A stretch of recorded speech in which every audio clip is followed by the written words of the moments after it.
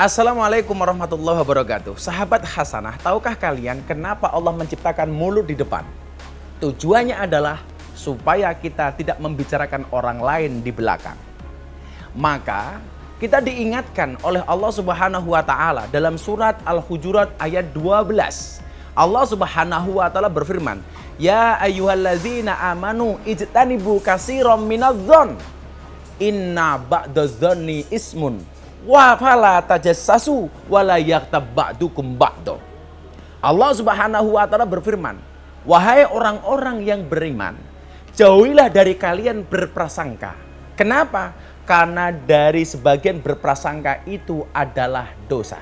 Dan janganlah kalian mencari-cari keburukan orang lain, dan janganlah kalian saling menggunjing antara satu dan yang lainnya. Langsung disebutkan dengan tegas oleh Allah Subhanahu wa taala, kita dilarang berprasangka. Kita dilarang mencari-cari keburukan orang. Dan kita dilarang untuk menggunjing. Maka bagi orang yang suka melakukan ini, saya jadi teringat dengan firman Allah dalam surat Yasin. Al-yauma nakhtimu ala afwahihim wa tukallimuna aydihim. Kenapa pada hari kiamat mulut itu dikunci? Karena selama di dunia mulutnya sudah ngomong kemana-mana. Maka ketika hari pertanggungjawaban, justru mulutnya dikunci. Yang berbicara adalah tangan, kakinya menjadi saksi dan seterusnya. Maka apa sih keuntungan kita membicarakan orang lain? Apakah sih keuntungan kita menggunjing orang lain? Apa sih keuntungan ketika kita menggunakan mulut kita ini untuk ngomongin orang lain?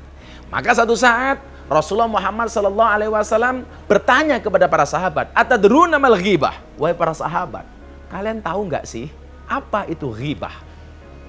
Kemudian para sahabat menjawab, "Allah wa rasuluhu a'lamu." Hanya Allah dan Rasulnya yang tahu apa itu ghibah. Apa jawaban Rasulullah? Ghibah itu adalah ketika engkau membicarakan orang lain. Itulah ghibah.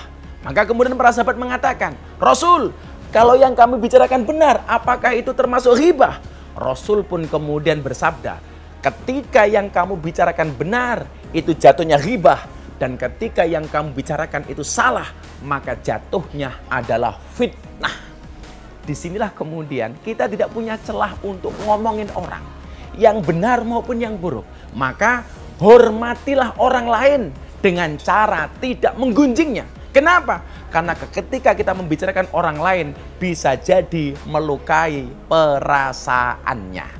Maka ketika kita membicarakan orang lain, mencari kesan orang lain, menggunjing orang lain, apa kata Allah? Ayyuhibbu ahadukum ayyakula. Apakah kalian suka untuk makan lahmang akhihi, daging saudaranya, maitan fakarihtumu, tentunya kamu akan membencinya.